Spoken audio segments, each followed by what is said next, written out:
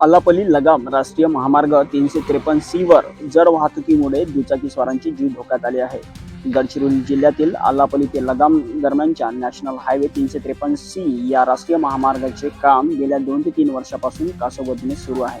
अपूर्ण रस्ता आणि रस्त्यावरून सुरू असलेले जड वाहतुकीमुळे दुचाकी वाहन चालकांना धोक्याचा सामना करावा लागत आहे. या मार्गावरून लोह प्रकल्पातून कच्चा माल वाहतूक करणारे जड ट्रक मोठ्या प्रमाणात धावत असल्याने रस्त्यावर नेहमीच गर्दीचे वातावरण असते. अनेकदा हे जड ट्रक रस्त्याच्या दोन्ही बाजूने विस्तृतपणे धावत असल्याने दुचाकी वाहन चालकांना रस्त्याच्या अगदी कडेला जाऊन जीव मुठीत घेऊन प्रवास करावा लागत आहे.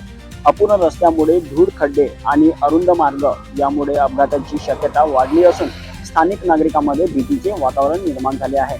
विशेषतः दुचाकीस्वार आणि लहान वाहक चालकांसाठी हा प्रवास अत्यंत धोकादायक ठरत असल्याची प्रतिक्रिया नागरिकांकडून व्यक्त केली जात आहे.